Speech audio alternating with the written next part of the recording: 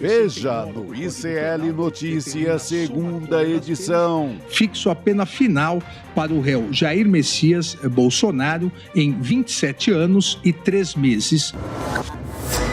No Natal, a gente vem te buscar. Cadeia igual coração de mãe pra mim, sempre cabe mais. Bolsonaro pode ser preso em dezembro, após STF analisar embargos da defesa. Reparação histórica. No golpe de 64, tinha menos prova documental do que nessa tentativa. Os detalhes do julgamento, que pela primeira vez condenou 4 militares de alta patente. Direita ainda mais extrema. Nicolas Ferreira usa assassinato de ativista Charlie Kirk para justificar radicalismo no Brasil. O ICL Notícias, segunda edição, está no ar.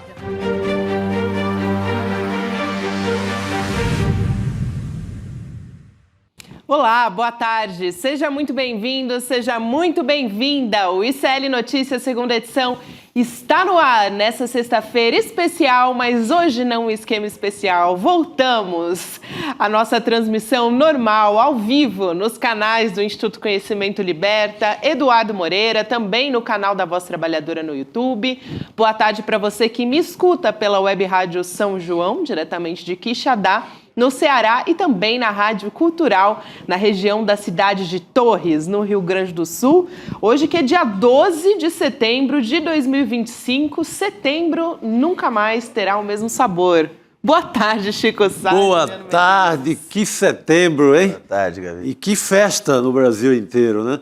Eu estava em Maricá, numa homenagem a Conceição Evaristo, um trabalho que eu tinha marcado antes do Supremo marcar o julgamento, né? E as pessoas me mostrando da plateia o celular ligadas no ICL, ligadas em vocês, vendo vocês lá no debate e tal.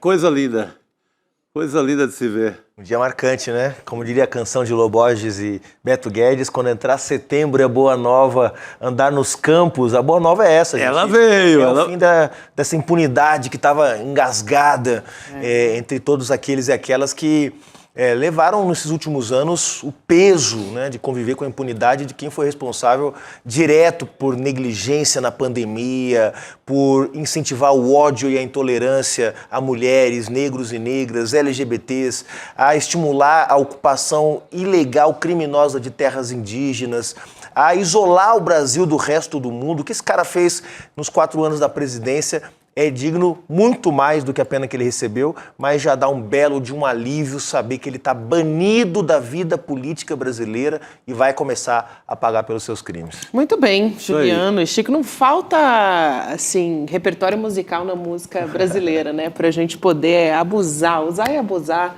nessa semana, pra gente, enfim, respirar aliviado, né? Depois usando Chico Buarque aqui, apesar de você, né? O outro dia chegou. Apesar de você. E tem uma coisa muito interessante que passou a rolar forte nas redes sociais. O Pedro Barcela, nosso analista de rede, notou isso também, que são pessoas se referindo muito à pandemia e muita gente dedicando o dia de ontem, dedicando o acontecimento a seus parentes mortos. Olha que forte.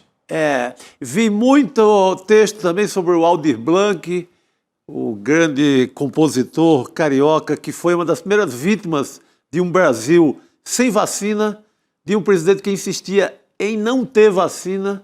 Então, tem uma segunda leva, ou uma segunda camada, como dizem os mais jovens, que é a lembrança desse tempo terrível em que um governo se recusava a cuidar das pessoas. É isso. E também a repercussão, eu acho que mostra que há uma desorientação no bolsonarismo nesse momento. Eles não sabem se correm para anistia, uma parte deles incentivando aqui, naquilo que se chama apito de cachorro, violência e quebradeira indiscriminada. Começou um movimento nas redes sociais chamado Nepal Já, porque no Nepal as imagens são chocantes, né, de um levante contra o governo, queimaram a casa do primeiro-ministro com a mulher dentro, né? Não sei se ela sobreviveu, em que situação que está, mas já uma parte do bolsonarismo se radicalizando ainda mais, outra parte ainda apostando que é possível algum tipo de anistia, outra parte tentando já pensar no dia seguinte, quem que vai ser então o herdeiro do Bolsonaro, desorientação, confusão, barata voa no bolsonarismo no dia de hoje. É importante a gente observar como esses movimentos da extrema-direita estão atuando e também o que eles estão fazendo em termos de organização desse grupo. Tanto aqui quanto fora do Brasil também, a gente tem visto postagens, ameaças, na verdade, por parte do Eduardo Bolsonaro, do Flávio Bolsonaro também. Então, tanto o bolsonarismo quanto a extrema-direita brasileira se armando, né, armando uma resposta no Congresso Nacional e também fora do Brasil. Então, a gente continua muito atento a isso e a esses movimentos que eles estão usando para querer, né, enfim, copiar de alguma maneira, trazer, transportar aqui para o Brasil, mas também a gente se debruça sobre os próximos passos que vêm por aí, próximos passos jurídicos. Ainda tem muita dúvida sendo gerada em termos de o que a defesa vai poder entrar como recurso, o que é permitido, o que não é, enfim. E eu acho que vale a pena a gente recuperar um pouco, né? Faz menos de 24 horas também que a gente teve a condenação do ex-presidente Jair Bolsonaro e mais 7 réus desse núcleo crucial. São 5 militares de alta patente, o general Braga Neto, o almirante Almir Garnier, o general Paulo Sérgio Nogueira, Augusto Heleno, também general, e o tenente-coronel Mauro Cid, que fez o acordo de delação premiada. Tem também o Anderson Torres e o deputado federal Alexandre Ramagem. Nessa história, eles também foram condenados. E aí a gente pode trazer um pouco a pena de cada um deles. Então, colocando aqui na tela, para você que nos acompanha em vídeo, também fica mais didático olhar aí a carinha de cada um deles. Mas você que me ouve também pode entender melhor que o Jair Bolsonaro está no topo. No tempo de pena, ele ganhou mais justamente porque ele era o líder dessa organização criminosa, conforme o entendimento aí da primeira turma do STF. Então, 27 anos e 3 meses de condenação, começando em regime fechado. Mauro Cid, 2 anos, justamente por conta desse acordo de delação premiada. Braga Neto, 26 anos. O Anderson Torres, 23. Almir Garnier, 24. O Augusto Heleno, 21 anos.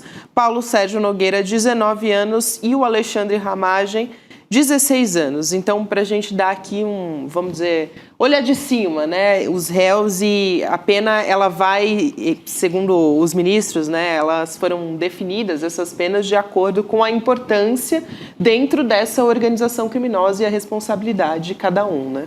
E lembrando que além da pena privativa de liberdade, né, que é a que obviamente mais chama atenção, é a cana, é a cadeia para essa turma, teve ainda multa pesada, né, principalmente no caso do Jair Bolsonaro, quase 200 dias multa no valor de 2 salários mínimos.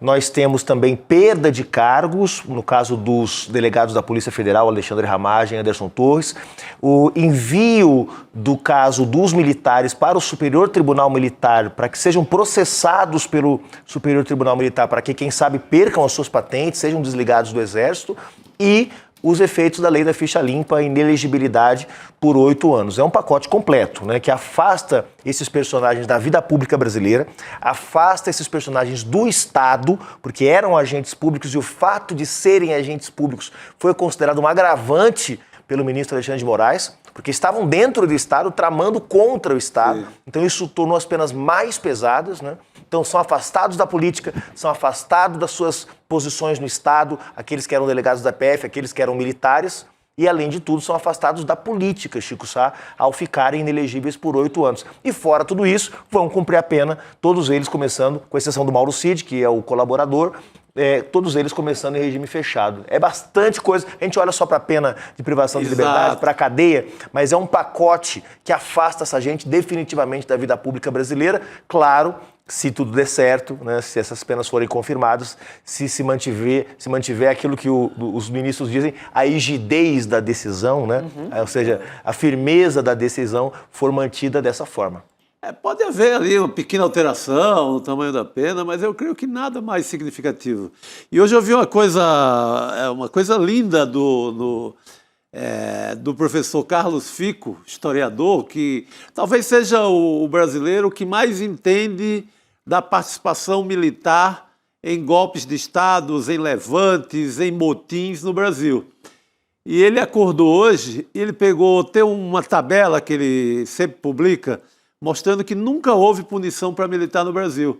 E a tabela começa lá em 1898, na Proclamação da República, e hoje ele coloca um verdinho, está tudo vermelho assim, tudo passou liso, foi anistia, ninguém foi culpado em momento algum, ninguém foi punido.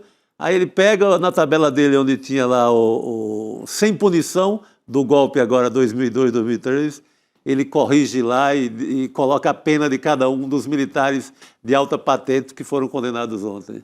Imagina para a vida de um professor que estudou o tempo inteiro isso. Todos são sempre anistiados. Ele viveu para ver um dia de condenação a militar no Brasil. Aliás, depois a gente vai falar sobre esses movimentos de anistia também, né, Checo Sá? Eu queria falar um pouco dessas possibilidades de recurso, a gente vai discutir isso com o nosso convidado, né, e juridicamente o que pode ser alternativa, não só para o Jair Bolsonaro, mas os caminhos que as defesas vão tentar percorrer a partir de agora.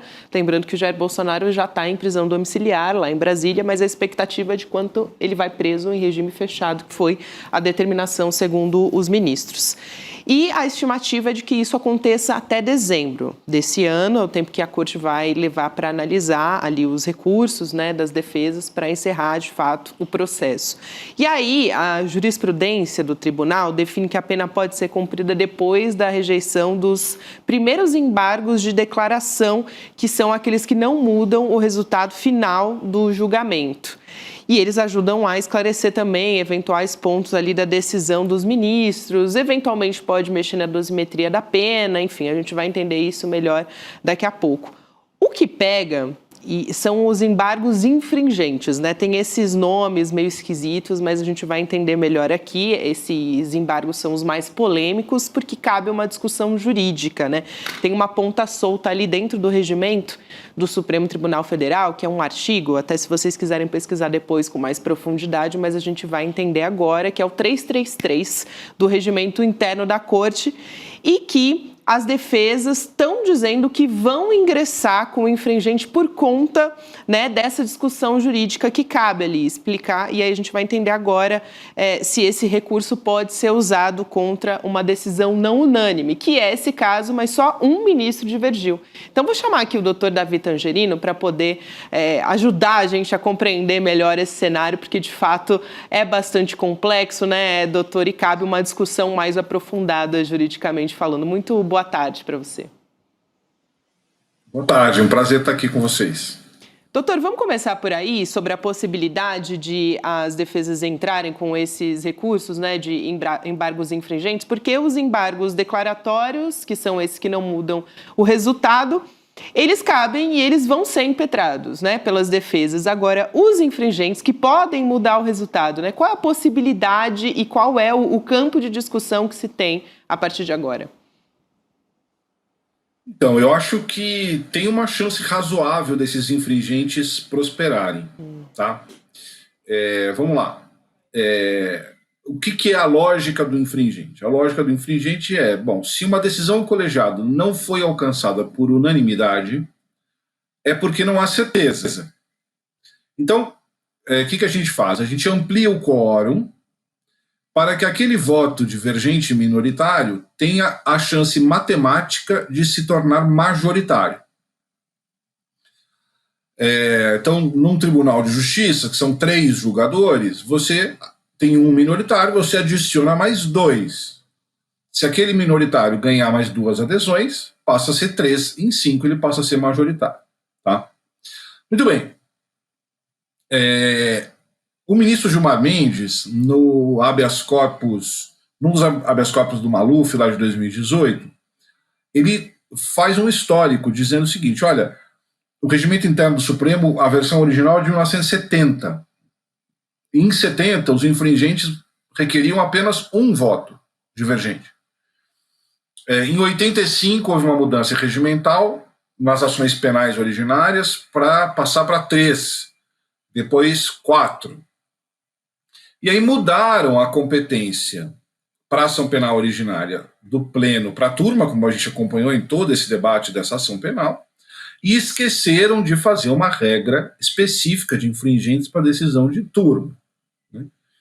Então, neste habeas do Maluf, esse tema foi discutido e por 6-5 entenderam que precisavam ser, então, para os infringentes 2 votos, e não 1, absolutórios.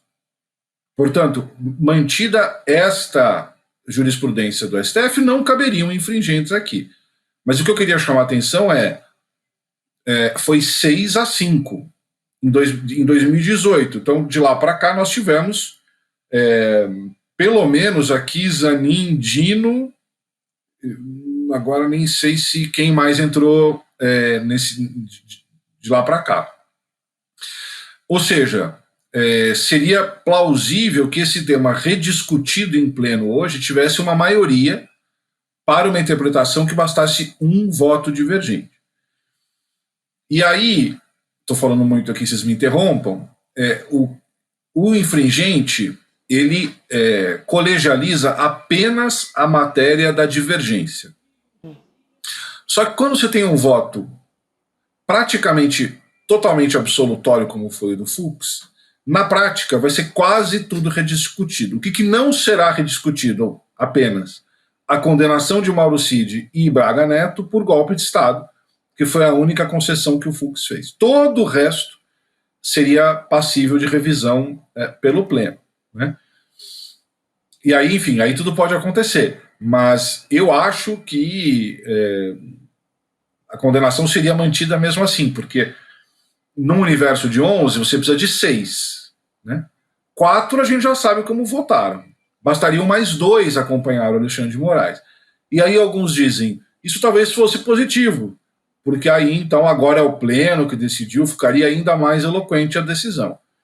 Problema, arrastar, expor ao desgaste internacional, Trump, eleição de 2026, enfim,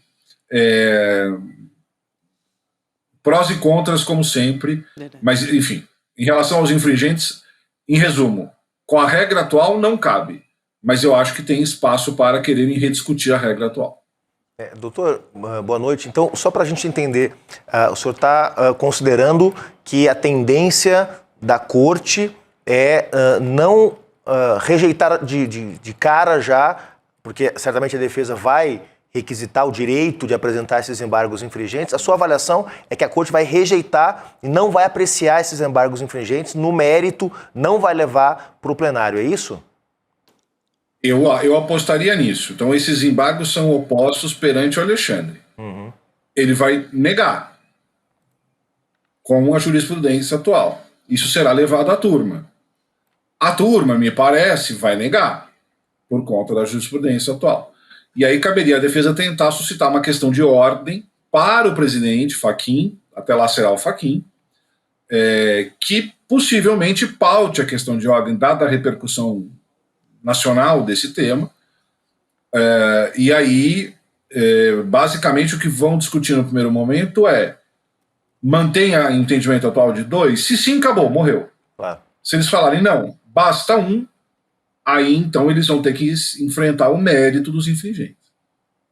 Muito bem. Doutor Tangerino, o senhor falou de tempo,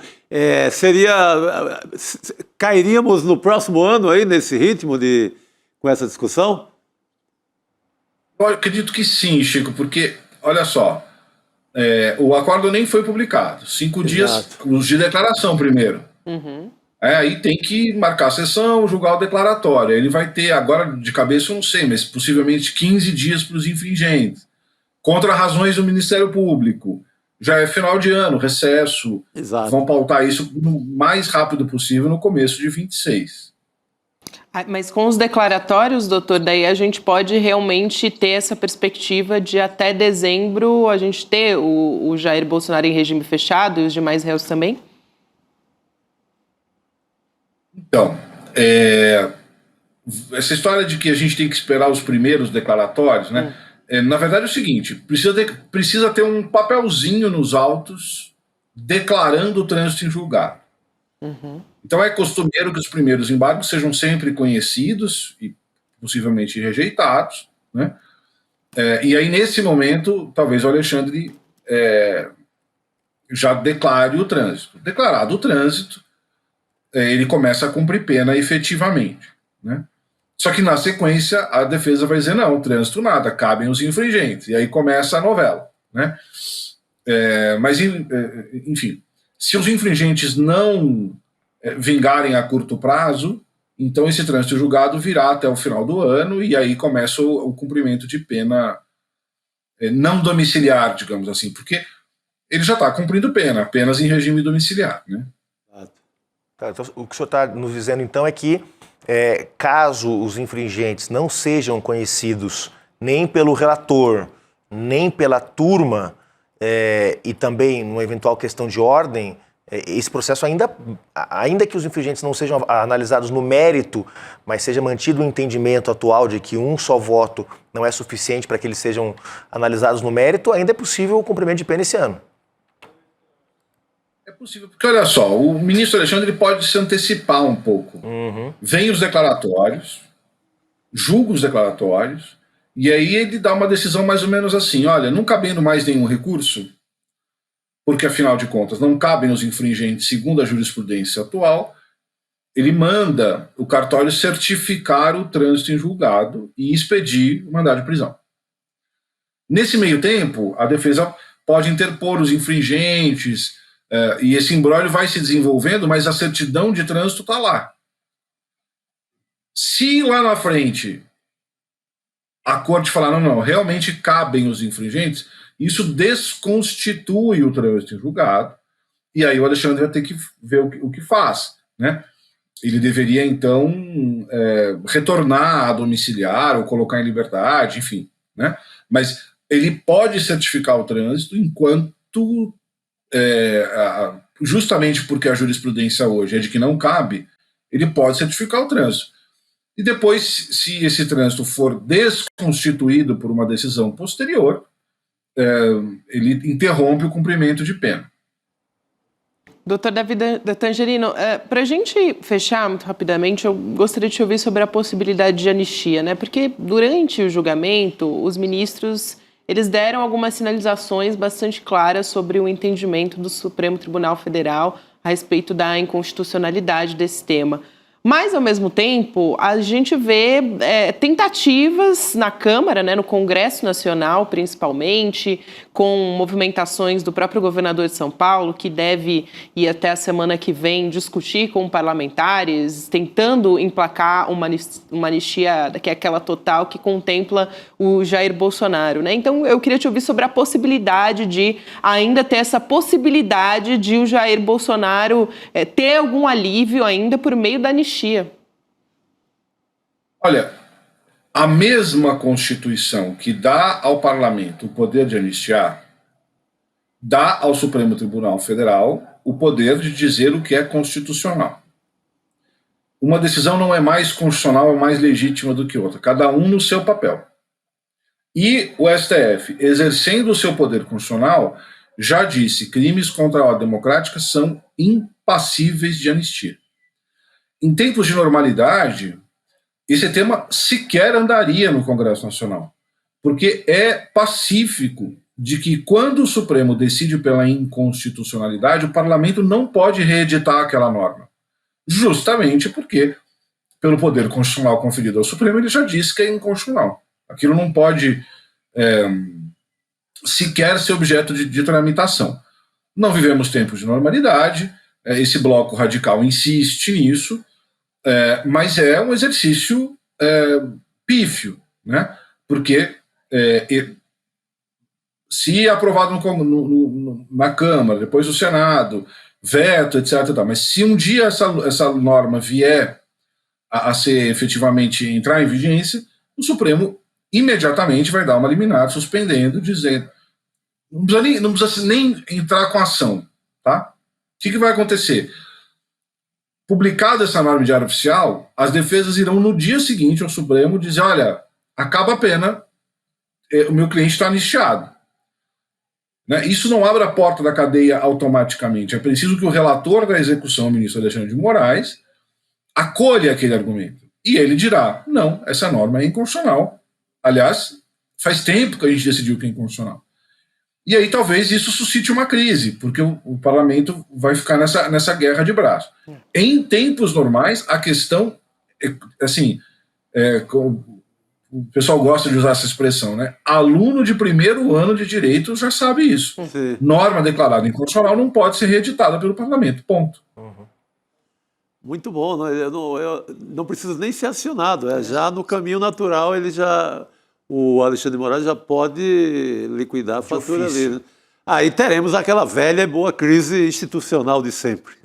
Agora, doutor Davi, em um minutinho para a gente concluir, a sua avaliação sobre o início da pena domiciliar, regime fechado. Muita gente aqui no nosso chat perguntando, porque muitas pessoas consideram que o cumprimento da pena em prisão domiciliar seria algo um pouco razoável, injusto. A sua avaliação em um minuto, o que deve acontecer nesse caso? A lei de organização criminosa é clara. O condenado como líder de organização criminosa tem que iniciar não só em regime fechado, como em unidade de segurança máxima. Agora, nós temos o presidente Lula, que também cumpriu a pena numa unidade separada. Né? Eu acho que não vale o risco de alguém atentar contra a integridade de Jair Bolsonaro numa unidade penitenciária. É muito mais difícil zelar pela integridade. Eu acharia o mais plausível que ele cumprisse numa cela, bem guardadinho, bem cuidadinho, na Polícia Federal, jamais em uma unidade militar, para que... Primeiro porque as pessoas não têm que morrer na cadeia, Bolsonaro ou não, né? E depois porque nós não precisamos produzir um mártir aqui, né? É suficiente que ele cumpra a pena na Polícia Federal. Excelente, doutor Davi Tangerino, bastante didático aqui sua explicação e facilitou aqui o nosso entendimento também para os próximos passos, da nossa audiência também. Obrigada, é um prazer te receber. Obrigado, bom trabalho, gente. Boa noite, meu cara. Boa noite. Aliás, a gente tem uma série de dúvidas aqui no chat em relação a isso, né? Essa, quando vai para regime fechado, eu acho que é uma das principais, realmente todo mundo querendo saber. E pelo que diz o doutor Davi Tangerino, né? Depender se vão conseguir entrar com os embargos infringentes ou não. Se for só os declaratórios, a gente deve ter uma perspectiva até o final desse ano. E a questão sobre a letra fria da lei. Se for pela letra fria da lei, é prisão de segurança máxima, regime fechado. Mas é uma era algo que a gente falou ontem aqui, exatamente, né? Com a Heloísa Vilela e com o Lindbergh. Mas é uma ex-presidente da República, tem uma doença que precisa ser acompanhada, enfim. Eu quero ouvir a opinião de um dos maiores jornalistas do Brasil sobre isso. Esse sabe muito mais do que eu. Esse é bom, hein? Já acompanhou 35 pedidos de impeachment, 22 prisões de presidentes pelo mundo. Rodrigo Viana. 4 insurreições. Revolta da Armada no governo do Floriano Peixoto. Valeu, pessoal. Até semana que vem. Valeu. Semana que vem. Querido, até a próxima. Boa noite. Bem-vindo de volta, hein? Pois é, toma aqui. Deu nem para descansar, já tá de volta aqui. Já tô aqui. Dias intensos, Gabi. Cara, com a audiência que foi, o cara nem se cansa. Não, foi dias intranquilos, mas foi bonito, né? Foi bonito. A gente transitou quase que com tranquilidade. Caramba, foi uma liderança daquelas mais que absoluta, né? Impressionante. Uma dianteira para os nossos concorrentes. Fez falta aqui, viu, Chico, estar com a gente. Mas eu te falei, eu me contentei lá em Maricá, lá na plateia da homenagem à Conceição Evaristo, as pessoas me mostrando o celular com vocês. Que legal. CL. Maricá é uma cidade muito de esquerda, né? Claro, de muito tempo. Então lá a festa foi muito grande. Mas era algo que eu tinha marcado antes do Zanin marcar a data do... Então foi... O Zanin, a próxima vez, tem que combinar com você antes. Pelo amor de Deus, Zanin. Não faça isso, não, né? Gente, agora, vocês sabem que essa história a gente falou, ainda... Tem muito desdobramento por vir, tem essas questões jurídicas todas, né? Só acaba quando termina, né, gente? Sim. Então, a gente ainda vai continuar falando sobre isso. Todo mundo quer saber mesmo quando Bolsonaro vai para regime fechado, né? O pessoal brinca. Quando vai para Papuda. É isso que está todo mundo esperando. Agora, a gente já trouxe aqui uma linha do tempo bem detalhado para a gente entender tudo o que aconteceu, para a gente lembrar também, né, por que vale mais ainda esse alívio agora que parece que tantos brasileiros estão sentindo, que é a nossa estreia que vem nesse final de semana, né? Tem até um card lá na nossa rede social, quente, hein? que é uma celebração à democracia, sabe? Quando Sei, claro. a gente tem a despedida de alguém, né? Que aí tem aquele Celebration of Life, uma celebração da democracia nesse caso, depois, né, da condenação de Bolsonaro. Domingão, a gente vai ter aqui, 14 de setembro, 8 horas da noite, o lançamento do nosso documentário original do ICL. O fim de Bolsonaro. Olha, eu falei com a equipe que está editando, eles estão ainda acabando a edição. Eles mandaram foto ontem, né? Mandaram, porque eles estão incluindo os atos finais, que é voto da Carmen Lúcia, o voto do Xandão, essa finalização toda vai estar no documentário também. O nome é O Fim de Bolsonaro, como a democracia brasileira venceu o golpe. Porque parece que a gente, às vezes, é uma perspectiva assim, né? Desde que o Bolsonaro veio em campanha, tal, até o momento que ele assumiu, pandemia, tudo que a gente passou, é tanta desgraça, Chico Sá, que é difícil, às vezes, a gente até concatenar tudo, né? Tem que ter um documento para contar essa história. Tem que ter. Um documentário. Você participa depois do debate, não é, Chico? Tem um debate. Sim, tem um debate. Tem um documentário e na sequência Eduardo Moreira, Elô, Demore. Muito bem. Canal das Suas Praças, Juliana Dalpiva, mandando ver. E Chico Sá. Contando essa história toda aí. Bom demais. Estamos também no próprio documentário, cada um com a opinião ali do mundo que mais... segmento que mais... o capítulo que mais interessou, né? Nessa história toda. É coisa finíssima, tá muito bonito. Já teve acesso ali, Chico? Alguns momentos importantes. E com essa esquentado agora, porque vai dar quente, né? Na semana da condenação. Tem um trailer? A gente vai assistir um pedacinho, Gabi? Olha, a gente tem um trailerzinho aqui, sim. Opa! É pra gente Mas é uma aula, né? De como um país enfrentou isso. Porque a gente tem no contraponto, tem aquele acontecimento em Washington, invasão do Capitólio. Que foi mal feito, né? O Luiz Costa Pinto fala, e também acho que o Marcos Nobre, né, professor cientista político, que é o golpe mal feito. Exatamente. E aí o Jair Bolsonaro pegou e falou, não, eu vou fazer Eu vou fazer direito aqui.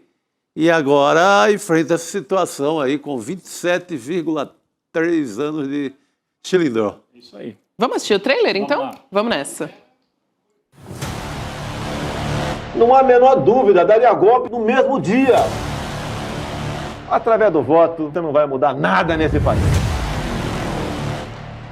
O que ele fez na vida e na carreira política dele foi atentar contra a democracia brasileira. Organização criminosa liderada por Jair Messias Bolsonaro.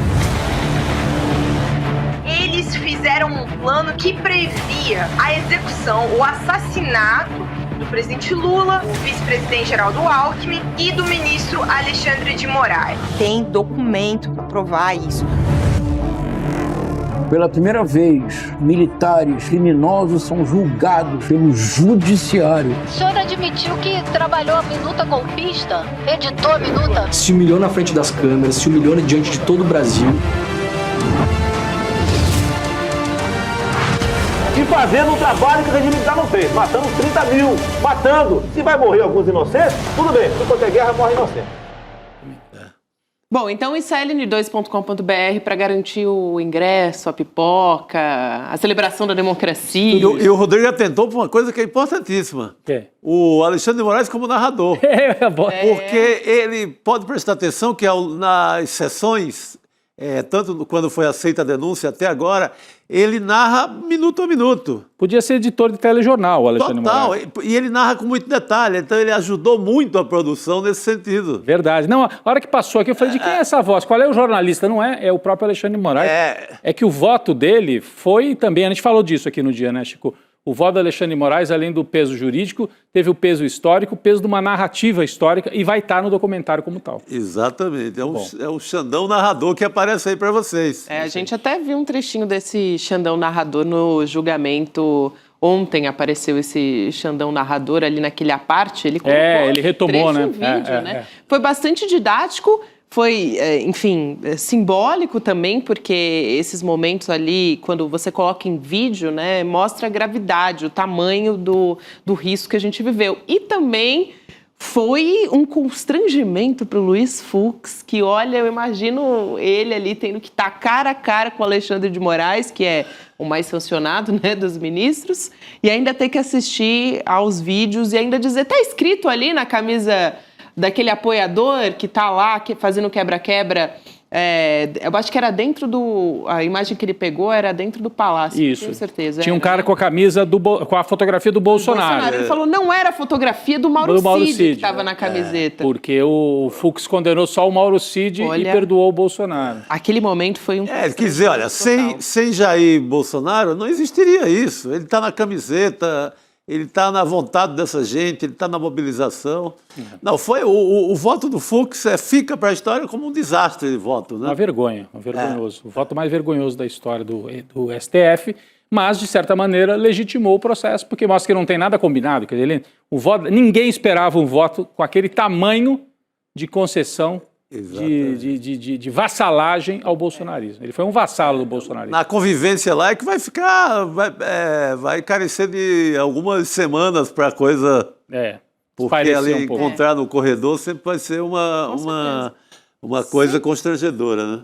Sem contar algo que a Juliana Dalpiva já falou aqui, e também a gente conversava com o professor, o doutor Davi Tangerino, que é essa possibilidade, esse precedente jurídico perigoso que abre o Luiz Fux, né? Não é só recorte ali para a rede social, para a extrema-direita, mas é a possibilidade futuramente de mudar um entendimento no Supremo Tribunal Federal, depois muda também ali a combinação dos ministros, né? Entram ministros novos com outras características, tudo isso tem que ser levado em consideração, né? Porque ele pode abrir um caminho para os conservadores futuramente. Isso teria que rolar uma vitória da direita agora no próximo ano, que substituindo os 2 ministros do STF, eles ficariam ali com uma conta favorável, aí alguém pega lá e diz, olha o voto do Fux. A gente tem aqui uma brecha para tentar anular essa condenação. É o roteiro de anulação, se eles quiserem mais para frente. Mas precisa mudar completamente. Aí, já numa conjectura minha, o Fux vira ministro da Justiça desse governo, evidentemente, porque com o voto dado no ponto futuro, pensando em ser ministro da Justiça, e segue a história. Ponto futuro é bom. Jogou no ponto futuro. Isso é coisa de futebol dos anos 80. 70, eu acho, né? Cláudio Coutinho. Cláudio Coutinho, 74. Que ajuda a gente a entender. Joga no ponto futuro que o outro pega a bola lá na frente. É isso. Mas que ajuda a gente a entender a realidade. Outra coisa que ajuda também a gente a compreender melhor, né, todos esses acontecimentos é a literatura também, né? Pô, demais. Já entendi. Entendeu tudo, né? Captou? Captei. Captou mestra. A vossa mensagem? Captei, mestra. Elas estão tocando de ouvido aí. Vamos chamar o professor João César de Castro Rocha para conversar com a gente nessa sexta-feira. Professor, que alegria, especialmente, falar nesse 12 de setembro, pós-condenação com o senhor. Muito boa noite. Boa noite. Boa noite, professor. Boa noite, Gabi. Boa noite, Chico. Boa noite, Rodrigo. Uma alegria grande falar com vocês. Estou falando aqui de Congonhas, literalmente prestes a voar. Conversar com vocês, para mim, já é um voo. Muito bem, vamos voar juntos. Sensacional. Com a nossa comunidade toda, né? É isso, vamos. Arrumaram até uma salinha para o professor. Ele sabia que era por ICL, né? Vamos. Isso. Nunca vi alguém conversar de aeroporto assim, né? Num cenário como esse, com internet estável. O prestígio ICL tá poderoso. Professor, claro que não dá para a gente começar a nossa conversa sem te ouvir sobre esse 11 de setembro, né? Sobre esse primeiro passo histórico, não consigo não usar essa palavra, né? Estou me repetindo aqui, mas acho que nesse caso vale a pena. E também parece que a gente está escrevendo um novo futuro para a nossa democracia, né? Ainda bem. Isso é muito importante, Gabi. Há um paralelo muito interessante a ser feito com o 11 de setembro. Não com o 11 de setembro que sempre se cita, que é o atentado terrorista contra as Torres Gêmeas em Nova York. Mas um outro 11 de setembro, Gabi, que foi a data do golpe, 1973, contra o governo eleito democraticamente do Salvador Allende. e que deu origem a uma das mais sanguinárias ditaduras do século XX, a ditadura do Augusto César Pinochet. No Brasil, o 11 de setembro ficará marcado pela história em sentido oposto, por uma defesa da democracia, pela solidez das nossas instituições e, sobretudo, Gabi, algo muito importante que vocês já destacaram, eu quero aqui reiterar. Além da defesa da democracia, além de abrir uma nova página para o futuro, o Supremo Tribunal Federal deu um exemplo raro, notável de defesa da soberania nacional. Nenhum juiz, com a exceção do voto Agatha Christie, que nós descobrimos que o ministro Luiz Fux é um leitor ardoroso da Agatha Christie e que a verdadeira surpresa é que o culpado é mesmo o mordomo, com exceção do voto do ministro Luiz Fux, os votos do Flávio Dino, Zanin, Alexandre de Moraes e Carmen Lúcia foram votos que reafirmaram a soberania nacional e que deixaram claro que em nenhuma circunstância as instituições brasileiras vão se curvar a nenhuma chantagem ou ameaça de qualquer potência estrangeira, muito menos dos Estados Unidos. Quer perguntar, Rodrigo? Não, eu achei, assim, no ICL urgente, agora há pouco, professor, a gente fez exatamente esse paralelo. O Brasil passa a ter o seu 11 de setembro. A gente passa a ter o 11 de setembro brasileiro de defesa da democracia. Até retomamos aqui algumas daquelas imagens terríveis do cerco ao La Moneda, quando o palácio foi bombardeado e o Allende acabou morrendo dentro do palácio num dos momentos mais dramáticos da história da América Latina, né? Com o apoio dos Estados Unidos, da CIA e do general Pinochet, que o Allende, o presidente de esquerda, tinha nomeado para comandar o exército e comandou esse golpe. A gente passa a ter o nosso 11 de setembro aqui, general, em vez de comemorar golpe, vai ter que ir para a cana, além do Jair Bolsonaro. É isso. Muito bom. E, Rodrigo, se você me permite, para ampliar o paralelo, o processo que ocorreu no Chile é semelhante ao processo que se tentou implantar no Brasil. Foi uma desestabilização progressiva do governo chileno, desestabilização final que foi produzida pela mais impactante greve de caminhoneiros do Chile, que paralisou o país e desabasteceu o Chile. Documentos secretos que foram revelados 30 anos depois pela CIA revelaram que quem pagou a greve dos caminhoneiros foi a CIA. De igual forma, o plano bolsonarista para o Brasil, o plano da extrema-direita bolsonarista no Brasil, segue a mesma cartilha da CIA. Desacreditar as instituições, desestabilizar regimes democráticos, produzir caos na ordem econômica para, então, ter um gesto de força. É o mesmo protocolo, é a mesma cartilha da CIA. Perfeito. Muito bom.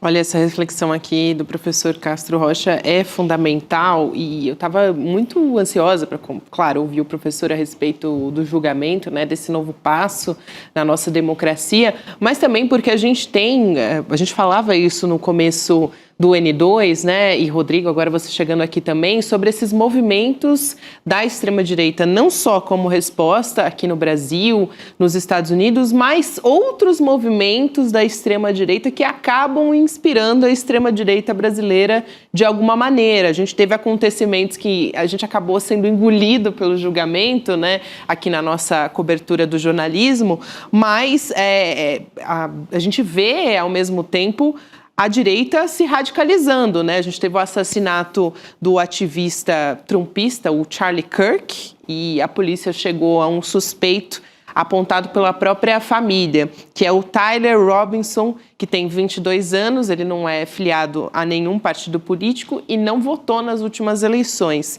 Aí as motivações elas estão sendo ainda investigadas, mas fato é que aconteceu um crime contra um ativista trumpista e que isso acabou radicalizando a extrema-direita aqui no Brasil. E também, aqui queria dar a devida referência a Letícia Oliveira, jornalista que nos acompanha sempre, que me trouxe uma curiosidade que eu acho que vale a pena dizer aqui também, que isso abriu um olhar ali para fora do Brasil, porque é uma guerra entre a extrema-direita, dentro da extrema-direita, essa história, né? Porque o assassino é de um grupo de trolls ali da extrema-direita, um grupo que se chamam Groypers. Eu não sei se a pronúncia está correta, aqui a Letícia vai saber muito melhor do que eu, mas ela me chamou a atenção para isso, né? Então, eles estavam brigando entre eles.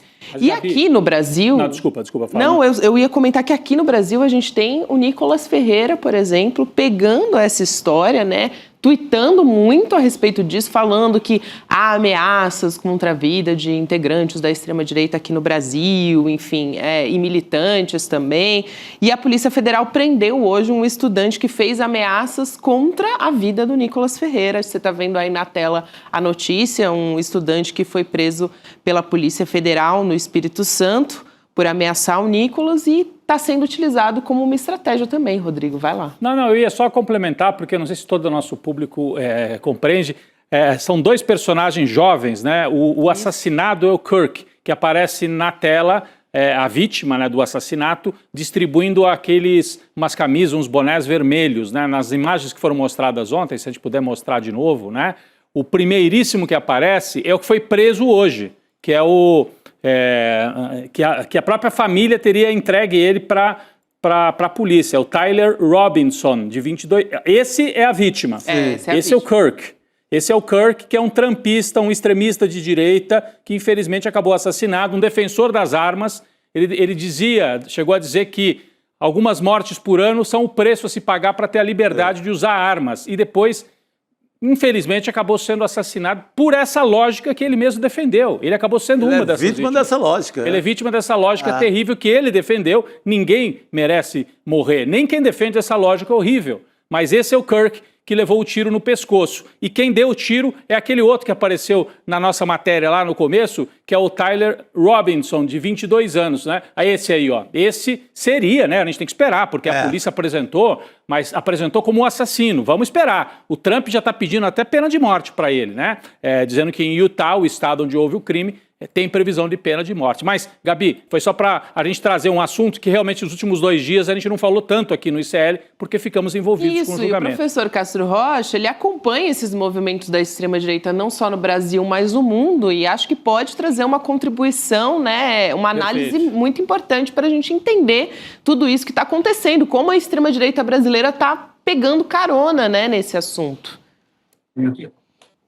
Gabi, esse assunto é tão sério e tão delicado, eu vou tentar ser o mais sereno e o mais didático possível, porque eu compreendo que a nossa audiência não conhecia o Charlie Kirk.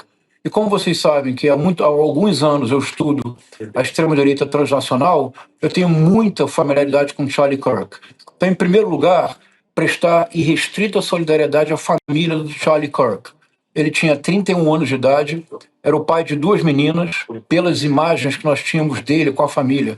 Era um pai amoroso e presente, e é uma tragédia humana, Gabi, que 2 crianças vão crescer sem a imagem do pai. E, sobretudo, porque, ao que parece, a esposa e a filha estavam presentes na hora em que aconteceu. Qual era o modus operandi do Charlie Kirk? Ele é um ativista muito importante, galvanizou a juventude americana. O próprio Trump reconheceu a importância dele em conquistar uma parte da juventude norte-americana para o MAGA, o Make America Great Again, que era o chapéu que ele estava distribuindo. E o modus operandi dele é que ele se apresentava nas universidades sem nenhuma agressividade. Ao contrário de certa extrema-direita brasileira que entra nas universidades, sobretudo na USP, rasga cartaz, confronta os estudantes de maneira agressiva, não. O Charlie Kirk, ele armava uma tenda, colocava "convincing me convença". E ele provocava debates o tempo todo, sempre defendendo posições muito à direita do espectro político, posições polêmicas e sempre defendendo arduamente o presidente Donald Trump. Vocês estão vendo pelas imagens que em nenhuma circunstância ele tem o aspecto truculento, por exemplo, de um Lucas Pavanato, que invade a USP e rasga cartazes, faz uma confrontação esperando que haja uma violência para que então ele viralize.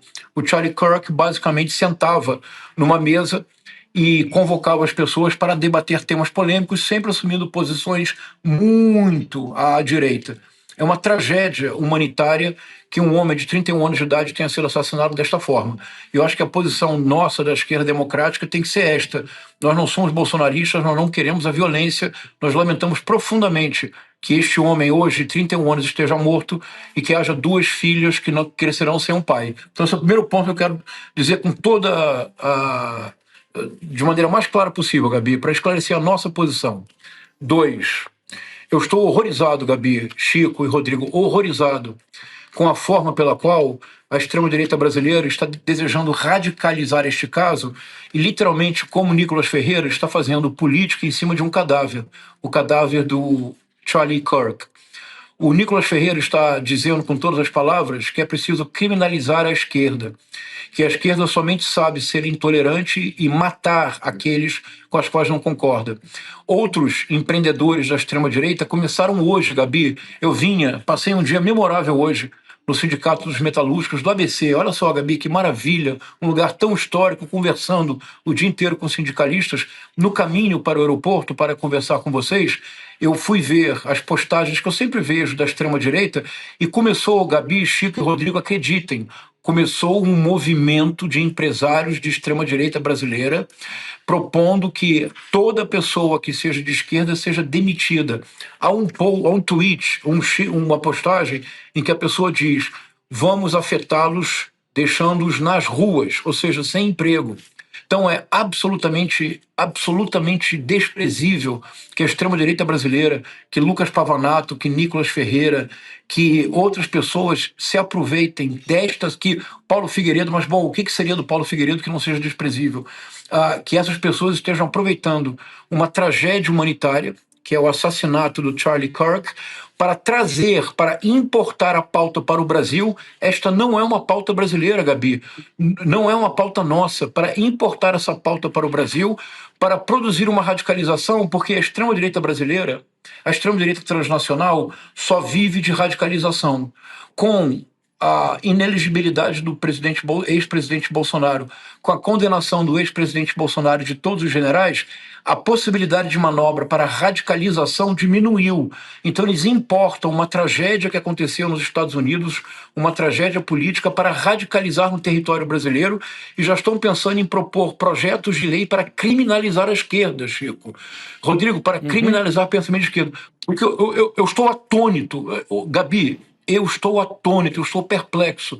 Eu já imaginei muita coisa que a extrema-direita seria capaz de fazer, mas descer tão baixo quanto fazer política em cima de um cadáver é algo que eu confesso para você, Gabi, eu ainda estou chocado. Eu não esperava que essas pessoas pudessem descer tão baixo. Reiterando, a inteira, total e restrita solidariedade à família, à esposa, às duas filhas do Charlie Kirk. Todas as posições políticas deles eram opostas às minhas, mas eu adoraria poder sentar com ele numa mesa e dialogar e debater. Vou repetir, o Charlie Kirk nunca entrou numa universidade para rasgar cartaz, Chico. O Charlie Kirk, Rodrigo, nunca entrou numa universidade para provocar um conflito físico e viralizar, como faz a extrema-direita no Brasil, Chico. Esse é o modus operandi da extrema-direita no Brasil. O Charlie Kirk armava uma tenda, convincing me, cedeira. O discurso dele era extraordinariamente provocativo, mas você podia debater. Repito, eu adoraria sentar numa mesa e debater com Charlie Kirk, porque todas as posições que ele tinha, as minhas são opostas. Mas em nenhuma circunstância pode haver qualquer espécie de outra atitude que não seja irrestrita solidariedade à família. E Gabi, olha, já estamos juntos aqui há alguns anos, Gabi. Veja, eu estou realmente chocado com a atitude do Nicolas Ferreira, do Lucas Pavanato e de outras pessoas que estão propondo criminalizar a esquerda no Brasil em virtude do que aconteceu nos Estados Unidos. Você percebe, Gabi, como eles estão órfãos da radicalização? Eles vão tentar radicalizar qualquer coisa. É muito vil, é muito baixo, é muito desprezível. Olha, professor, primeiro que sempre assim, deleite ouvir o professor Castro Rossi também falar de política, porque nos dá muita esperança, né? Em tempos de muita desesperança, em conseguir, assim, a gente dialogar. E é muito importante a gente resgatar esses diálogos também. Agora, olhando aqui para esses movimentos da nossa extrema-direita no Brasil, e a gente falava do Nicolas Ferreira, a gente pode colocar aqui na tela o posicionamento, né, as falas do Nicolas em rede social. Se a gente puder aumentar, por favor, encher a tela aqui com as duas postagens do Nicolas Ferreira, né, as duas postagens. Seja a extrema-direita que eles tanto têm medo, é uma delas, a outra é: mataram a direita moderada, querem que morramos mansos e calados, pois que nos chamem de extremistas. Não tem mais volta. Ele está dizendo, seja a extrema-direita extremista que mata. É isso que está dizendo, Nicolas? Foi isso que eu entendi? Gabi, foi isso? Eu também tive o mesmo entendimento. É impressionante. E a extrema-direita que nos aterroriza. Quer dizer isso, que mete medo. E Gabi, ele reproduziu várias postagens do Olavo de Carvalho, eu mandei tudo para vocês. É por isso que me chocou muito. Ele reproduziu postagens antigas do Olavo de Carvalho, nas quais o Olavo de Carvalho dizia: com comunista não se pode ter amizade, sequer diálogo. Com comunista, o único diálogo possível é a morte deles. Ou seja, Gabi, o que me choca é que essa é uma tragédia política. Nenhum de nós gostaria de mencionar o fato de um homem de 31 anos ter sido assassinado numa universidade. É absurdo, é indefensável. Mas que a extrema-direita brasileira tente radicalizar o espectro político nacional em cima do cadáver do Charlie Kirk é mais vil e mais baixo do que qualquer coisa que eu já tenha visto. E, Gabi, eu estou há 5 anos imerso no esgoto da extrema-direita brasileira. Eu nunca vi nada semelhante. E a gente tem também a fala do Paulo Figueiredo. O senhor também citou aí, né, o Paulo Figueiredo, que tem tramado todo esse circo ali da extrema-direita. E é algo muito concreto, né, que também tem proporcionado sanções contra o Brasil, contra o Alexandre de Moraes. A gente tem aqui na tela uma postagem do Eduardo Bolsonaro criticando a fala do ministro Flávio Dino, porque durante o julgamento tem um momento ali que o Dino menciona o Charlie Kirk, se eu não me engano, foi em uma parte da ministra Carmen Lúcia, durante o voto da ministra Carmen Lúcia. Ele está falando do caso do Charlie Kirk para argumentar que a anistia contra os golpistas, né, nos Estados Unidos não trouxe paz ao país, o que também nos deu indicativos sobre o posicionamento do próprio Supremo Tribunal Federal a respeito disso. E aí o Paulo Figueiredo ele pega essa postagem do Eduardo Bolsonaro, né, que está trazendo a fala completa do ministro Flávio Dino, e em cima ele coloca, né, this is nuts, ele está falando, isso é insano, isso é absurdo, enfim, é ilógico. O que o Paulo Figueiredo e o Eduardo Bolsonaro estão tentando fazer é mais vil ainda, Gabi. Eles estão manipulando e distorcendo uma fala do ministro Flávio Dino. O ministro Flávio Dino disse, e eu assisti, isso mesmo, era uma parte a Carmen Lúcia, ele disse, veja, aconteceu um assassinato político, uma tragédia nos Estados Unidos, em que um ativista foi assassinado. Portanto, a anistia dada a golpistas não trouxe paz. Ele estava lamentando o assassinato do Charlie Kirk. Estava lamentando, Chico, a maneira como Eduardo Bolsonaro escreveu naquele inglês curioso dele e que o Paulo Figueiredo replicou. Eles querem dar a entender à população americana que o Flávio Dino estava, de alguma forma, tripudiando sobre a morte do Charlie Kirk. É o oposto, Gabi. E eles fazem isso em inglês para provocar uma reação do Departamento de Estado norte-americano.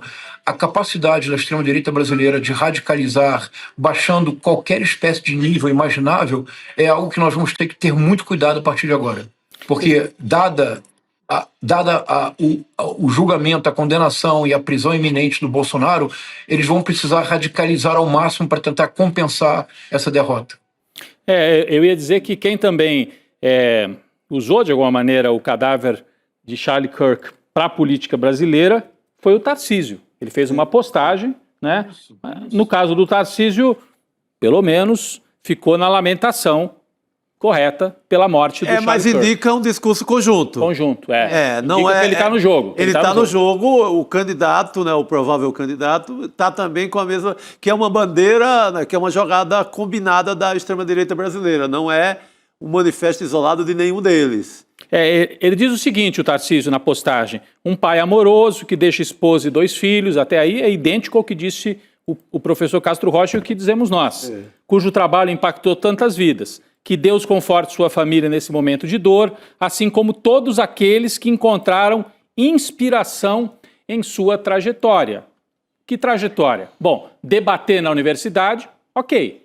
Agora, algumas frases que o Kirk utilizava eram frases abertamente, né, de inspiração da extrema-direita, né? Nos debates sobre racismo, nos debates dizendo que, de alguma maneira, a escravidão nos Estados Unidos não foi tão ruim assim. É um dos temas que ele levantava. Nada disso justifica, obviamente que não, que ele leve um tiro dentro de uma universidade.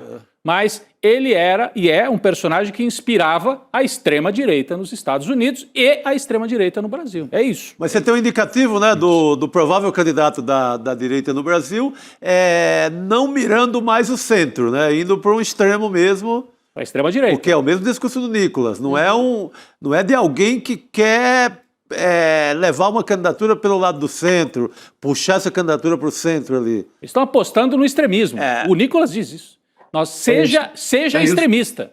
Seja extremista. Não tem volta, isso. Ele diz. Seja extremista porque não tem volta. Então, com o Bolsonaro preso... Ameaça. É uma ameaça. É uma ameaça, Inflama claro. ainda mais, né? Inflama, né? Vamos aguardar, gente. As próximas semanas, enquanto se espera o cumprimento da pena, eles vão tentar virar do avesso, botar o país de pernas para o ar. Vão tentar... A gente pode aguardar. Eles vão tentar muita agitação aí no Brasil. Não sei se o professor... eu não sei se o professor Castro Rocha também queria comentar, mas acho que ele trouxe um bom entendimento para a gente desse cenário, né, de como isso está sendo. E hoje não tem, Gabi, eu fiz hoje questão... não tem literatura, não tem... agora. Eu tenho a poesia, eu mandei. Vou pedir para a Gabi ler, tem um poema do Drummond.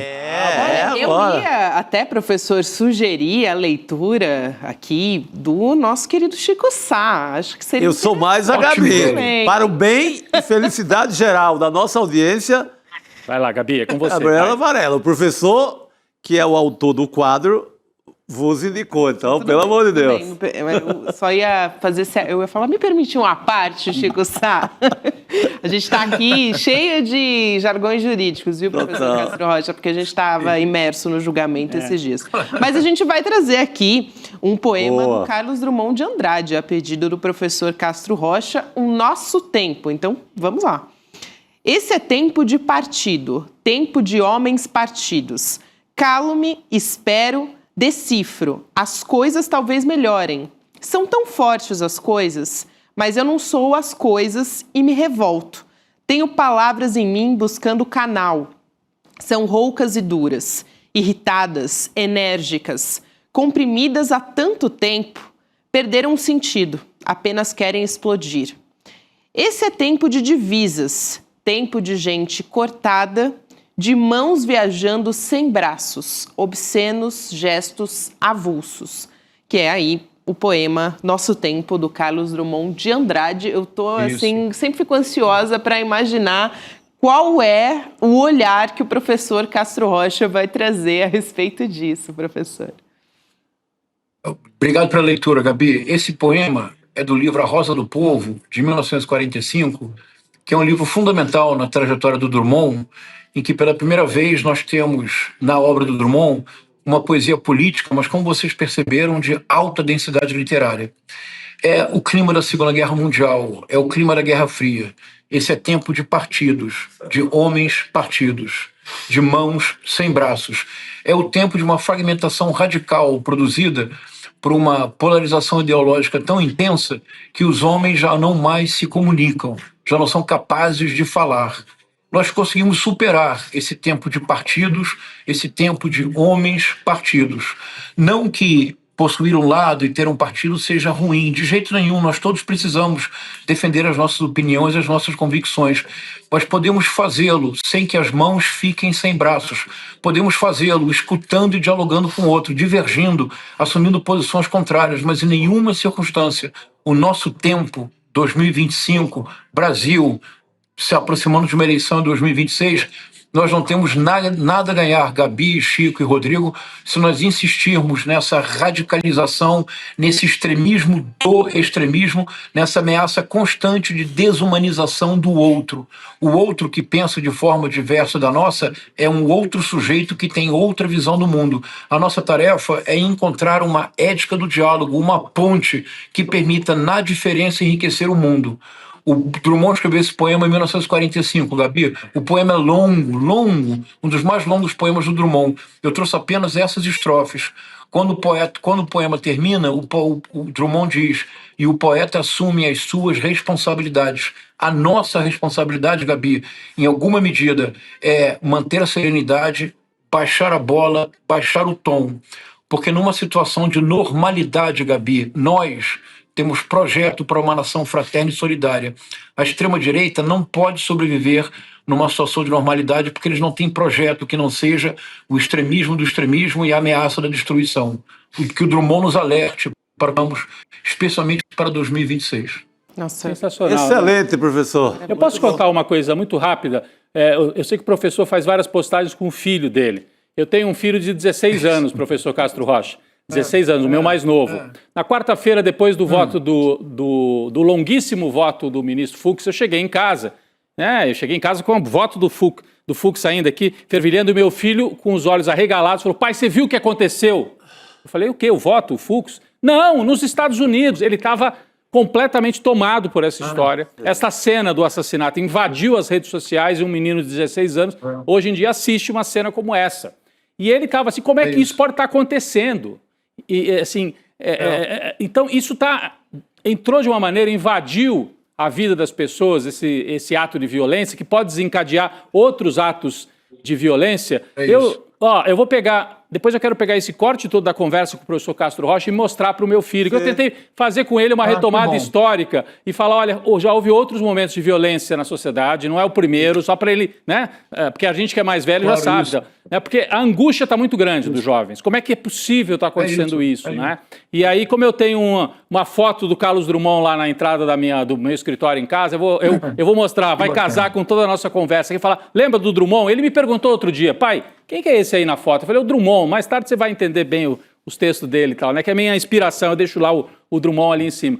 Mas professor, assim, muito inspiradora a nossa conversa hoje aqui, que você trouxe, mas a gente aqui só, né, ajuda a levantar um pouquinho. Mas eu acho que isso aqui é necessário, é uma conversa necessária, a gente precisa passar isso. Eu quero que meu filho assista essa conversa no fim de semana. Vamos ver se eu vou conseguir. Muito feliz, Rodrigo. Vamos ver se eu vou conseguir. Muito bom, muito bom, é perfeito para ele.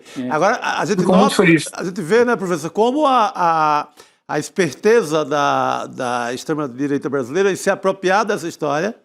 O seu filho está preocupado com essa história. Claro, preocupado. Então, é um campo para a extrema-direita entrar mesmo, né? Então, se apropria dessa história e vai tentar fazer o seu serviço sujo a partir dessa morte. E o bombardeio nas redes está gigantesco. Porque sentiu que é um assunto de interesse. É claro, é uma chance deles virarem o jogo aqui no Brasil de novo. Então, é algo para a gente ficar muito atento. Pessoal, é por isso que eu considero realmente um privilégio poder conversar com vocês às sextas-feiras e trazer a literatura para pensar uma situação tão angustiante, tão agônica. Porque, em alguma medida, se nós denunciarmos no espaço público qual é o esforço vil e desprezível do Nicolas Ferreira, boa parte do feitiço se acaba. E se nós respondemos a Nicolas Ferreira com Carlos Drummond de Andrade, Nicolas Ferreira, Chico, Gabi, Rodrigo, desaparece. Tomara. Muito bom. Às vezes dá trabalho, né? Os anos 30 e 40 do século passado que o digam. Teve muita luta, mas nós vamos ganhar de novo. O importante, eu acho, né, aqui é ter essa... Enfim, é um privilégio ouvir aqui o professor Castro Rocha, né, falar de cultura também, deixar o ambiente um pouco mais leve, apesar de que eu diria que a gente está bastante leve desde ontem e depois dessa semana, né, de julgamento, de ver os rumos, parece, da história mudando, né, e eu espero que a gente entre nessa situação de normalidade que você disse, professor, com esse projeto de nação, né, que a gente precisa realmente falar sobre isso. Obrigada. Muito obrigado. Obrigado. Boa viagem. Muito obrigado, pessoal. Um abraço grande. Muito obrigado. Ele prometeu que ia voar com a gente. Voou mesmo, né? Sempre, né? Toda sexta-feira. Maravilhoso.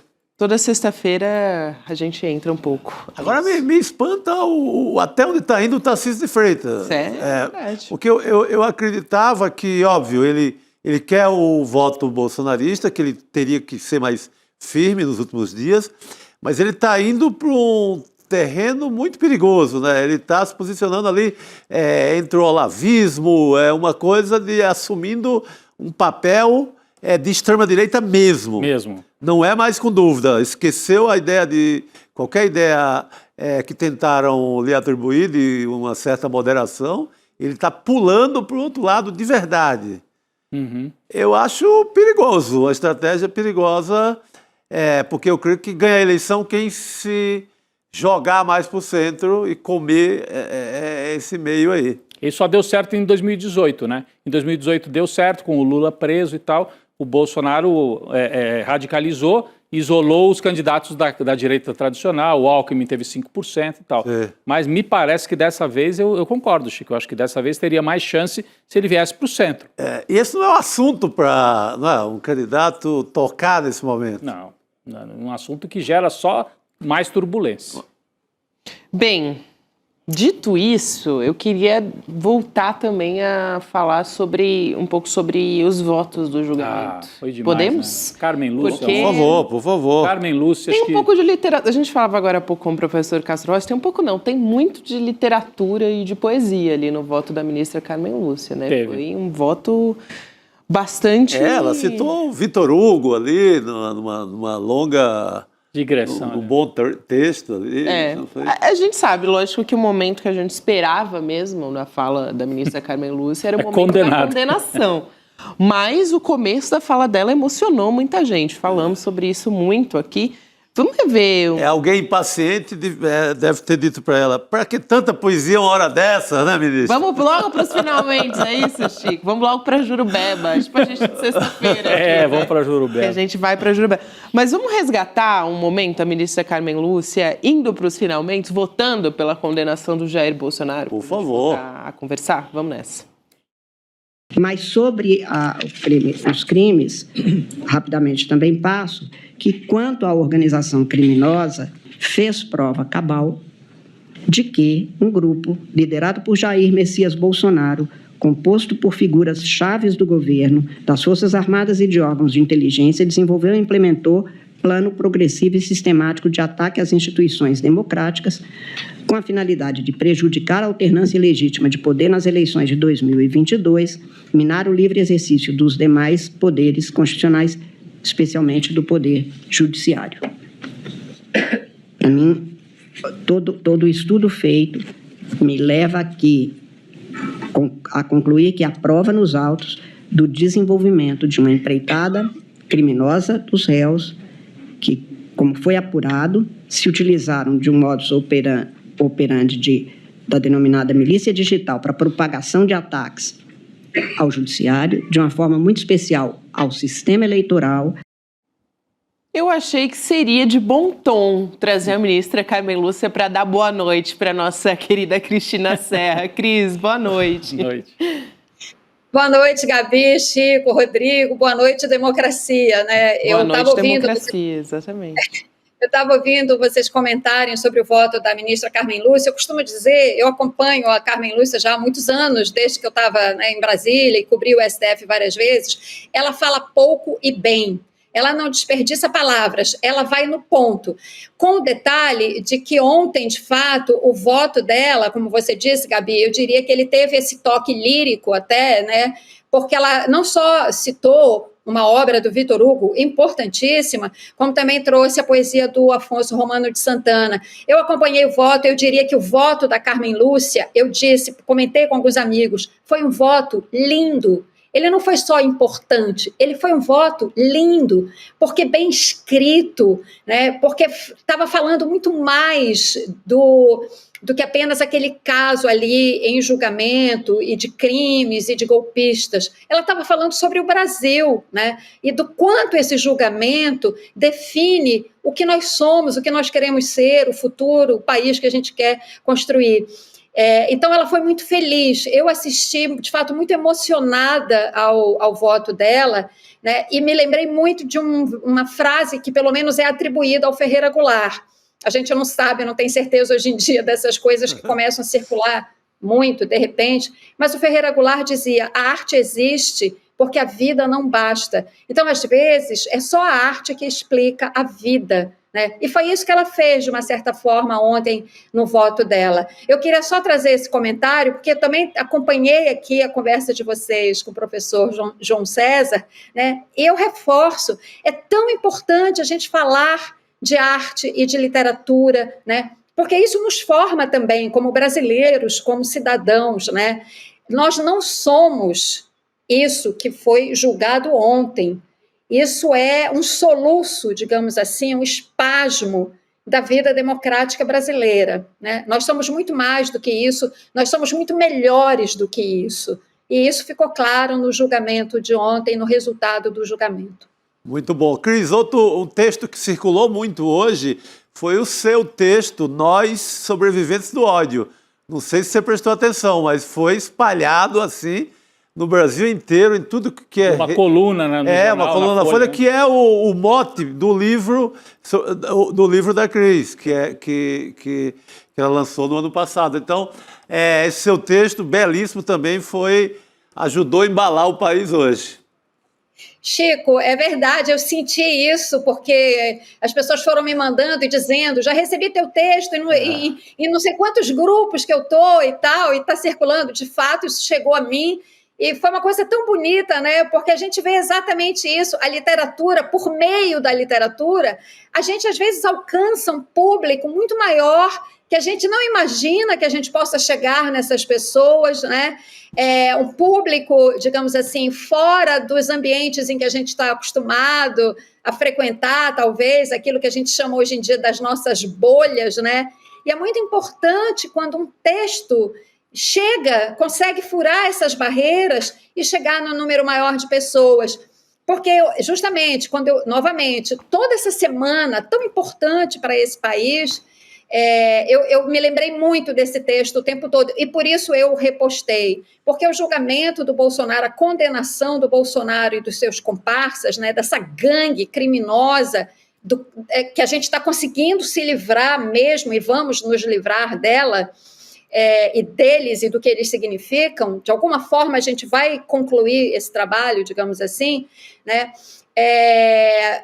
Toda vez que eu ouvia os votos, tirando, evidentemente, o do Fux, que é um capítulo à parte, vocês já comentaram isso bastante, eu tinha a sensação desse acerto de contas, né? O julgamento é pelo crime de abolição violenta do Estado Democrático de Direito, é por golpe de Estado, mas é claro que embute também essa sensação de acerto de contas por outros crimes que o agora condenado cometeu e que não foram devidamente julgados, né? A pandemia é um deles, né? Os ataques aos povos tradicionais, indígenas, quilombolas, os ataques à natureza, né? Ao crime, de uma maneira geral, né? Outros crimes que ele cometeu, todos aqueles casos de corrupção descobertos no MEC e tudo mais. Então, eu me sinto, de alguma forma, por meio dessa condenação agora, eu sinto que, de uma certa forma, digamos assim, isso nos dá pelo menos essa sensação de acerto de contas, né? E de que no Brasil não há mais impunidade. Todos estão ao alcance da lei, ao alcance da justiça, inclusive um ex-presidente, né? E por esses crimes, né, que ninguém até então tinha sido julgado no Brasil. Então, dá uma sensação de começar de novo, sabe? De que agora a gente realmente vai poder construir ou reconstruir, que seja, esse país em bases mais sólidas, né? A questão dos militares também, acho que talvez eles entendam agora definitivamente que aquela balela de artigo 142 não existe. Então, esse julgamento ele tem uma série de significados, todos eles muito importantes, e nos dão essa perspectiva de olhar para o futuro, né, com essa sensação de que a gente vai poder começar de novo e transformar essa democracia em algo muito real e concreto para todos mesmo, né? Não apenas para nós que temos uma situação mais privilegiada, mas para esse Brasil inteiro. Eu quero só, não posso deixar de mencionar, eu acabo de vir de um evento no Museu Guild, aqui em Belém, com a participação de comunidades indígenas, de lideranças quilombolas, e o julgamento foi o assunto. A gente estava falando de COP30, mas todo o nosso diálogo foi atravessado pela questão da democracia no Brasil, né? E a gente precisa que a democracia seja, de fato, concreta para essas comunidades, para esses setores da população que são os que mais precisam da democracia. Com certeza, Cris. Eu queria aproveitar e chamar aqui um outro trecho, né, do Alexandre de Moraes, o Flávio Dino, a Carmen Lúcia, também se unindo no voto do Flávio Dino ali para comentar a questão da extrema-direita, assim, de certa maneira eles estavam falando do bolsonarismo aqui no Brasil. Então a gente tem um trecho dessa fala e que mostra o isolamento do Fux. É a fala do boi, né? A fala do boi é uma outra fala do Flávio Dino, essa é uma outra.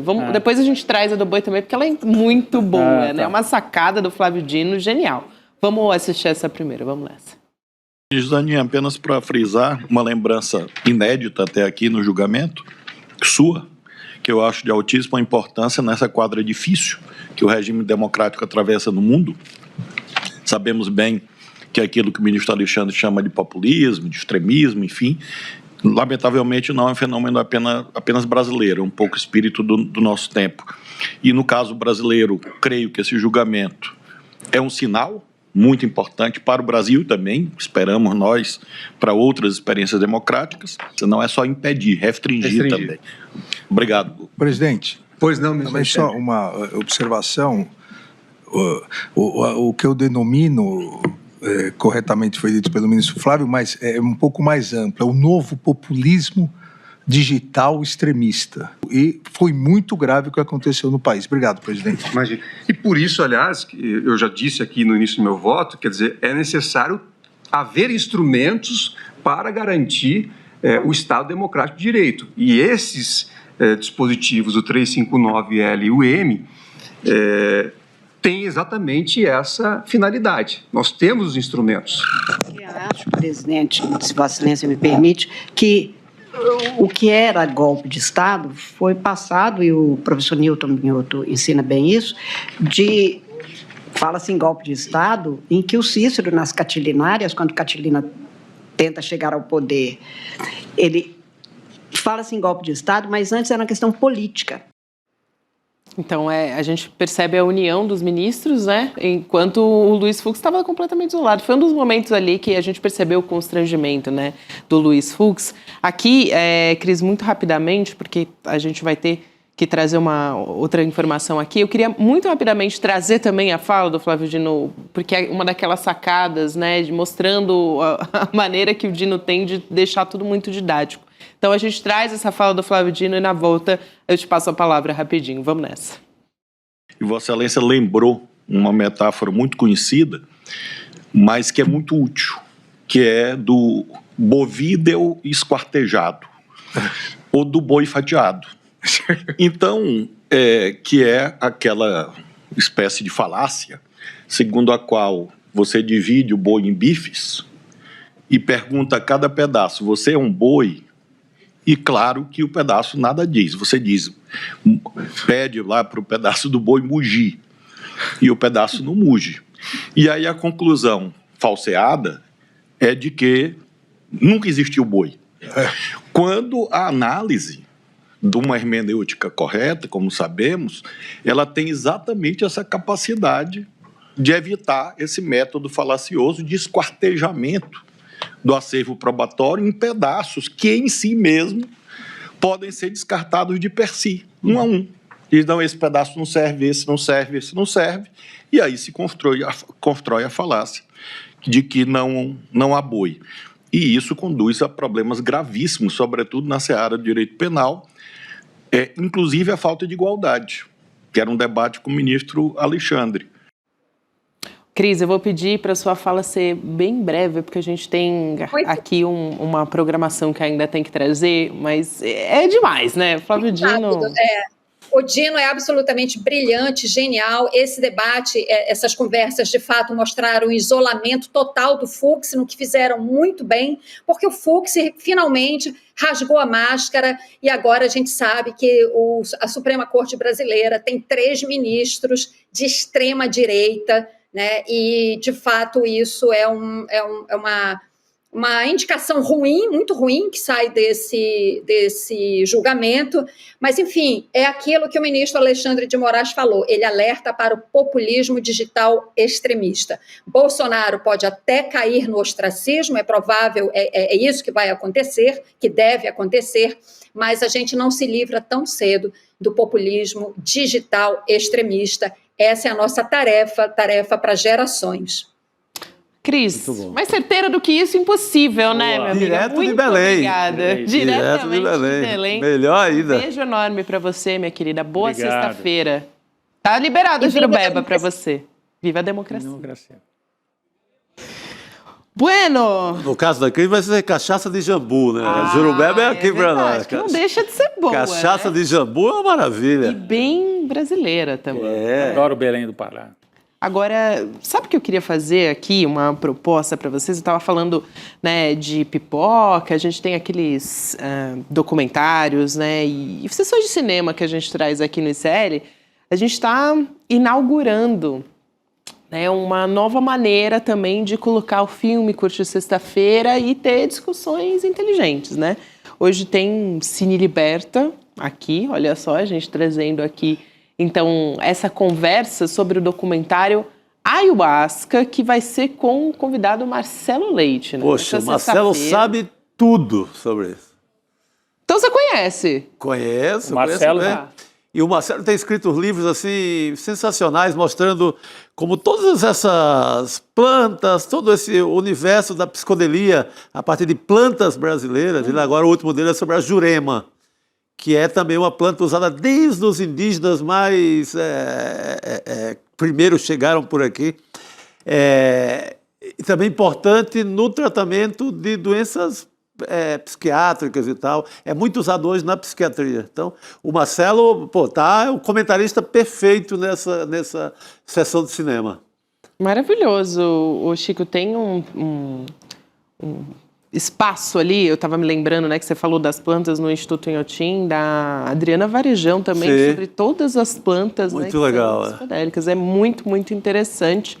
Mas ajuda a gente a ver também, tem várias reflexões sobre isso, né? Mas como a nossa história, de maneira geral, a gente estava falando agora há pouco de julgamento, né? A nossa história ela é marcada por recomeços, ainda bem. A gente falava de recomeço na democracia e tem também na ciência, em estudos também. Porque lá nos anos 70, a gente está colocando aqui na tela, para quem nos acompanha em vídeo, né, o documentário, alguns trechos, algumas ilustrações do documentário para vocês o documentário acompanharem. Ayahuasca, Expansão da Consciência, né? É o filme que vai passar hoje aqui no Cine Liberta. Então tem o debate e a própria exibição do documentário toda sexta-feira. E aí, o Chico estava falando, né, desses estudos, nos anos 70 tinham tinha um material muito vasto de estudo que era promissor, em tratamento mesmo com psicodélicos, mas na psiquiatria, esses avanços. Sim. E aí, com o Richard Nixon, enfim, que era um conservador, né, para dizer o mínimo, mas esses estudos eles foram enterrados. E aí elas foram reclassificadas, essas drogas, por causa disso, né? Ele dizia que era de alto risco e tal. E ele também tinha essa questão da luta contra as drogas, né? Era uma bandeira do Richard Nixon. E aí um ramo da psiquiatria acabou sendo abandonado. Só que aí hoje a gente tem avanços também no estudo dessa ciência. Total. Né? No Brasil, a partir... É um recomeço, de certa principalmente forma. A partir do Instituto do Cérebro, lá em Natal, com o professor Siddhartha. Maravilhoso. E o Marcelo acompanha esse processo desde o começo. Então, por isso que eu acho que quem for ver essa sessão estará muito bem acompanhado. O Marcelo é um belo guia para essa história. É muito bom, porque aí no documentário, na discussão também vocês vão acompanhar, tem um retrato desse momento, né, desse renascimento, vamos dizer assim, e também para a gente disseminar esse conhecimento, que é muito importante, né? Acho que muita gente não conhece, então, reforçando aqui, né, Rodrigo, você já deu o nome também, mas o documentário é o Ayahuasca, Expansão da Consciência, o filme que a gente exibe hoje, e também tem a discussão no Cine Liberta, trazendo o retrato desse momento. Tem a história, tem o surgimento na floresta amazônica, enfim, quando ganhou popularidade no âmbito religioso e até a chegada nos centros urbanos mesmo. Então é bastante rica mesmo essa discussão que a gente vai trazer aqui hoje. Opa, vou correr para ver. Libera o Ayahuasca e a Jurubeba. E a Jurubeba. A Jurubeba hoje é a Jurubeba data vênia, né? Viva a democracia. Gloriosa. Jurubeba da democracia. É, um brinde aos nossos camaradas do Supremo. E aí, só para reforçar, para quem quiser entrar no grupo do WhatsApp, vale a pena também, porque recebem os conteúdos exclusivos. É o icl.com.br/ Cine Liberta, que é cine de cinema, né? Então, Cine Liberta. E aí a gente acompanha, a partir de agora, o Duda Leite recebendo o jornalista Marcelo Leite, que o Chico já fez uma excelente descrição. Esse cara é demais. Então, oh meu Deus, liberada, Jurubeba? Libertada. Libertada. A Jurubeba da democracia. Valeu. Boa noite, meus amigos. Bom fim de semana. Bom final de semana. No próximo domingo, dia 14 de setembro, às 8 horas da noite, o ICL vai transmitir gratuitamente o documentário O Fim de Bolsonaro. Esse é um original do ICL que reconstrói com provas, depoimentos e uma investigação jornalística o maior julgamento da história da nossa democracia. Pela primeira vez, um ex-presidente e a cúpula militar sentam no banco dos réus. E a gente vai mostrar tudo, os bastidores do golpe, a linha do tempo da conspiração e como a democracia brasileira reagiu e resistiu a uma tentativa de golpe. É gratuito, online e com um debate ao vivo logo depois da exibição com Eduardo Moreira, Juliana Dalpiva, Elô Vilela, Chico Sá e comigo, Leandro Demore. Se você quer entender de fato o que aconteceu, inscreva-se agora. Acesse icl.com.br/estreia e garanta o seu ingresso gratuito.